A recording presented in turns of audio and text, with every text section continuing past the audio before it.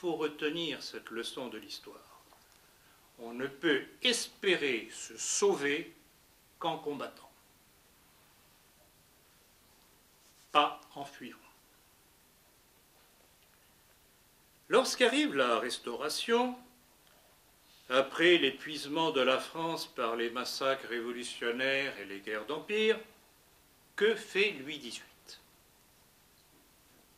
Il se garde bien de toucher aux acquis de la Révolution. Si un monarque a été restauré, pour autant, les principes politiques et religieux constitutifs de la France ne le sont pas. Le comte de Provence, franc-maçon, devenu Louis XVIII, instaure une monarchie parlementaire à l'anglaise, comme le souhaitait Montesquieu dans l'avant-révolution. Accompagné d'ailleurs par les libéraux de toute une société aristocratique jouisseuse courtisane qui n'avaient pas vu qu'ils ouvraient la boîte de Pandore. Charles X, arrivant au pouvoir, va hériter de tout ce pourrissement de la société par l'idéologie de 1789, laissé libre d'agir par son prédécesseur. Il essaiera pourtant de redresser les choses, mais n'osant porter, encore une fois, le fer sur les vecteurs des idées maçonniques, il tombera lui-même, à son tour, victime de l'agitation révolutionnaire de 1830. Lorsque Louis-Philippe lui succède, il ne voudra plus être roi de France, mais roi des Français. Toute une différence, car cela veut dire qu'il ne se réfère plus à la monarchie de droit divin, mais à la monarchie issue des urnes. Sa politique libérale ne sera même pas suffisante pour satisfaire les forces occultes et la plutocratie qui déjà pesaient de plus en plus sur la vie politique française. Et à son tour, il tombera victime en 1848 par l'effet de quelques combats de rue qu'il n'aura pas osé affronter. Napoléon III, croyant chausser les bottes de son oncle, rétablira encore moins la France sur ses bases constitutives.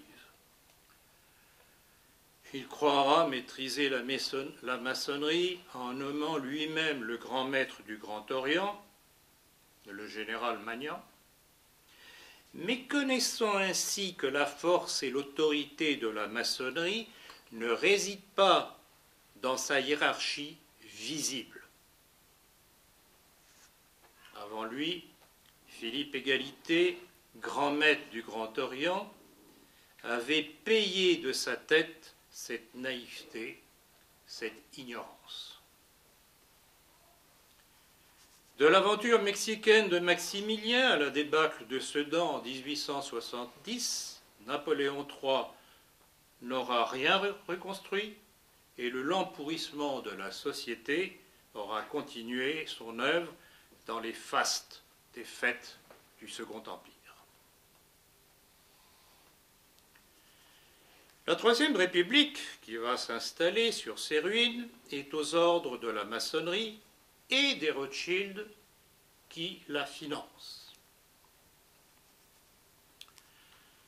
C'est ainsi que sera imposé le funeste décret Crémieux du nom d'Adolphe Isaac Crémieux, franc-maçon et président de l'Alliance israélite universelle.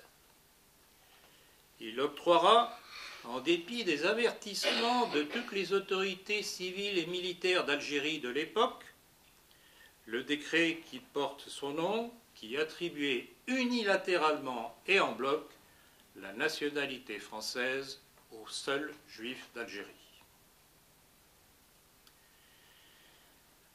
On peut imaginer le mépris et la haine que cet esprit de parti envers cet esprit de parti pris envers les Juifs allait engendrer dans les masses arabo-musulmanes. Elle les livrait à leurs usuriers. Et la France républicaine des lobbies privilégiait déjà les intérêts israélites aux dépens des rapports de la France avec le monde arabe.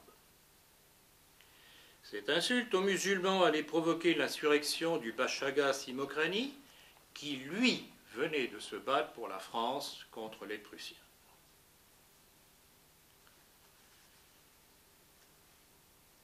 Il faut connaître les pages terribles d'Édouard Drummond dans son livre « La France juive » sur ce drame, pour comprendre le degré de lâcheté déjà du monde catholique. La France a voulu les élever, les Israélites, au rang de citoyens français en bloc, sans se rendre compte qu'elle, la naturalisation, nous enlever l'affection et l'estime des musulmans qui, seuls entre les indigènes, ont versé pour nous leur sang. Le lobby juif avait eu peur et l'insurrection de Simokrani fut écrasée dans le sang.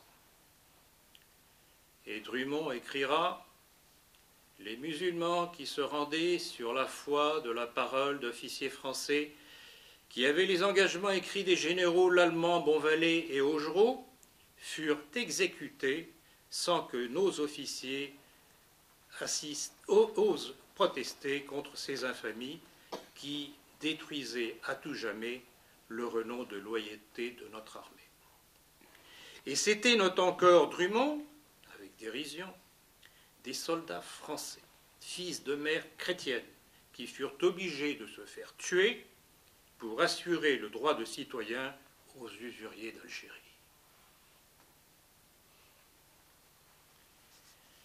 Près de 100 ans plus tard, un certain De Gaulle imposera à son tour, pour les mêmes raisons, cette même lâcheté, ce même crime à l'armée française, ordonnant l'abandon des harkis et des Français d'Algérie aux massacreurs du FLN, applaudis par l'intelligentsia cosmopolite.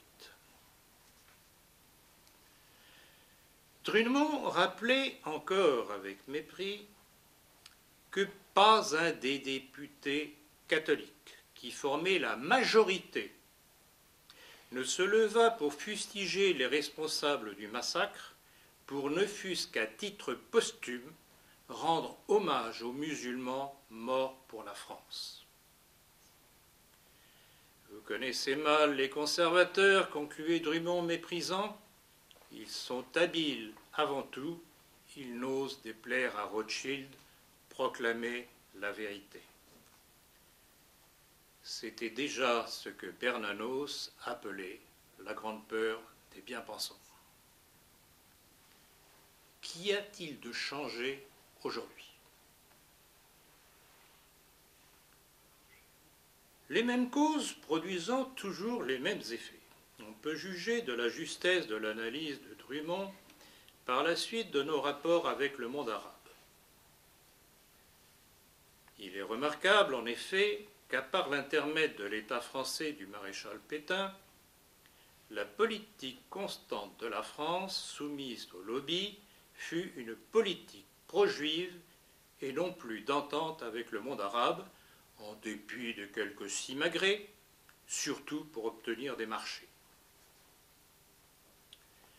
La relation de cause à effet est telle qu'il suffit de rappeler qu'en dépit de l'occupation, des intrigues anglo-américaines et gaullistes, la France, privée de sa marine, détruite par la traîtrise anglaise, Mers-el-Kébir, Dakar, Bizerte, la Syrie, il n'y eut pas le moindre soulèvement en Afrique du Nord. Les musulmans restèrent fidèles à la France parce que l'État français avait supprimé le déni de justice envers eux en abrogeant le funeste décret Crémieux.